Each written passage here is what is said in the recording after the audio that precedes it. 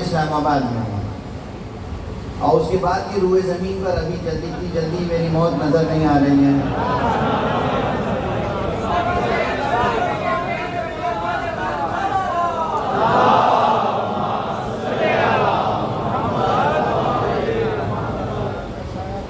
سب اپنی اپنی جگہ ہے، ٹھیک ہے نا، بس گفتگو کرنا۔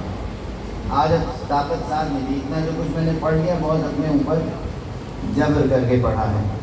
بس آپ تشریف رکھیں اپنے، مولا آپ کو سلامت رکھے۔ مولا مجلس کے بعد آپ مجلس کے بعد مولا سلامت بس اب گفتگو سمیٹ رہا ہوں۔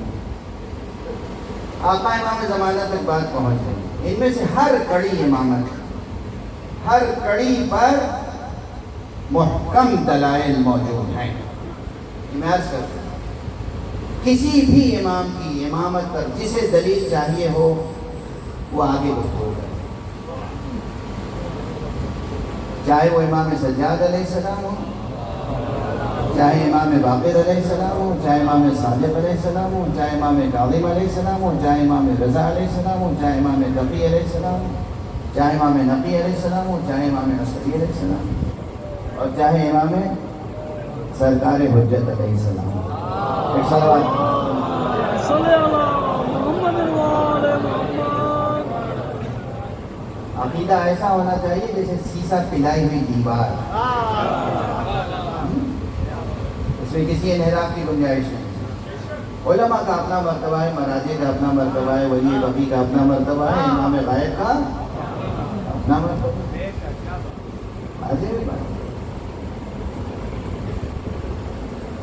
اب یہ جو آج شب ہے، خصوصیت کے ساتھ یہ شب اپنے آقا امام وقت کی خدمت میں ان کے ایک جد کیا پرسہ دینے کا موقع ہے۔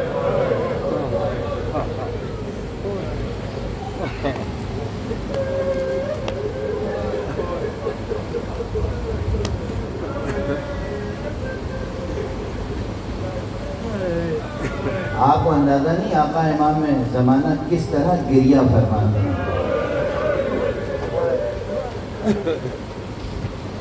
خدا نے فرمایا خون کے آنسو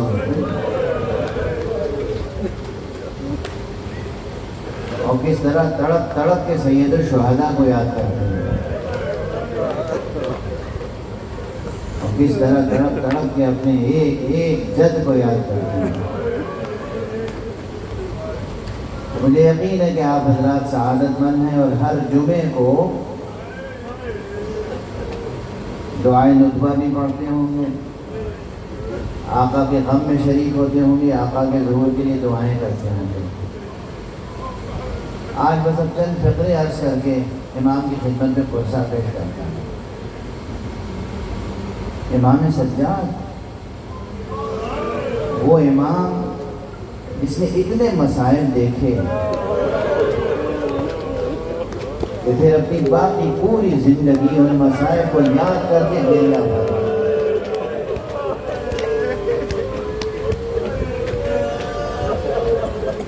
پوری زندگی گریہ فرماتے ہیں، برابر آپ سنتے رہتے ہیں۔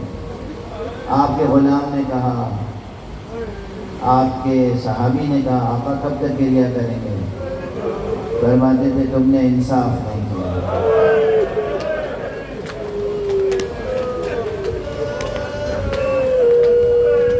جب کہنے والے نے کہا کہ اللہ کی راہ میں قتل ہو جانا تو آپ کی میراث ہے، فرمایا پھر انصاف نہیں کیا۔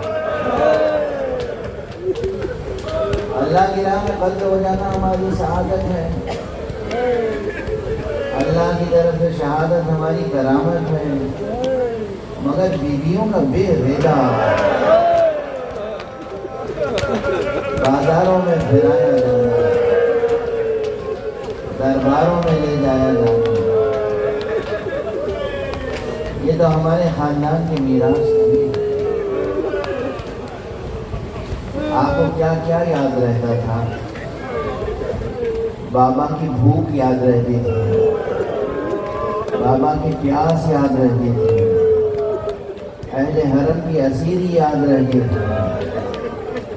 جب بھی کوئی پوچھتا تھا سب سے زیادہ آپ کو رنج کہاں پہنچا، فرماتے تھے الشام الشام. آپ کو معلوم ہے شام میں جب لے جایا گیا تھا تو کیا ستم ہوا تھا؟ شام میں جو یہودیوں کے محلے تھے ان محلوں میں خصوصیت سے آل محمد کو پھیرایا گیا. یہودیوں دیکھو یہ محمد کی آل اولاد ہے جس نے تم سے خیبر چھینا تھا، جس نے تم کو مدینے سے شہر بدر کیا تھا. یہ اسی محمد کی اولاد ہے جس سے ہم نے شکست دی ہے نعوذ. اور بہت سے گھروں سے آپ کے لیے بے ادبی کے کلمات استعمال ہوتے ہیں. بہت سے گھروں سے خس و خاشاک آل رسول پہ پھینکا جاتا ہے. کیا کیا ستم ہوا ہے. اور جب تمام جگہوں پہ پھیرائے جانے کے بعد دربار میں لائے جاتے تھے تو دربار میں اور ستم ہوتا تھا. تخت پر ایک فاسق و فاجر ہوتا تھا اور تخت کے نیچے تشت دلہ میں امام عادل کا سر ہوتا تھا.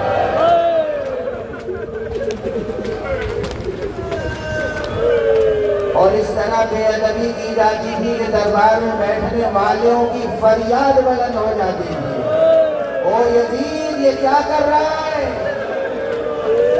ہم نے ان لب و دندہ کو رسول کو بوسہ دیتے ہوئے دیکھا. بس چند جملے عرض کر رہا ہوں. یہ سب منظر سید سجاد کی آنکھوں میں بسا ہوا تھا، اسے یاد کر کر کے روتے تھے. جب حاکم وقت نے سید سجاد کو زہر دلوا دیا اور زہر کا اثر پورے بدن مبارک میں پھیل گیا تو ایک مرتبہ آپ نے اپنے تمام بچوں کو بلایا، بیٹوں کو بلایا، وصیتیں کی، وصیت انبیاء، وصیت ائمہ. اور جب ساری وصیتیں کر چکے تو ایک مرتبہ کہا دیکھو اس تخت پر سے مجھے زمین پر لے جاؤ، مجھے زمین پہ لے جاؤ. بچے تڑپ گئے، بابا آپ کا جسم مبارک بہت کمزور ہے، بابا آپ تخت پر آرام سے کہا نہیں مجھے زمین پہ لٹا دو. جب بہت اصرار کیا زمین پہ لٹانے لگے تو ایک مرتبہ آقا نے کہا کہ یہ فرش ہٹا دو بیٹا، یہ دری، یہ چادر، یہ چٹائی یہ ہٹا دو. بابا یہ کیا وصیت ہے؟ کہا میں چاہتا ہوں مجھے خاک پر لٹا دو. میں بابا کا حق مواسات تو ادا نہیں کر سکتا مگر مجھے وہ منظر یاد ہے جب خاک گھر میں کربلا پر میرا بابا پڑا ہوا تھا. میں چاہتا ہوں دنیا سے جاتے وقت میرا نقصان بھی خاک پر رہے. ایمان کے اصرار پر بچوں نے خاک میں بھی لٹایا اور ایک مرتبہ آواز بلند ہوئی انا للہ وانا الیہ راجعون رضا بقضائہ وتسلیما لامرہ وعلیا ومحمدا. اے قافلہ سلام، اے قافلہ سلام.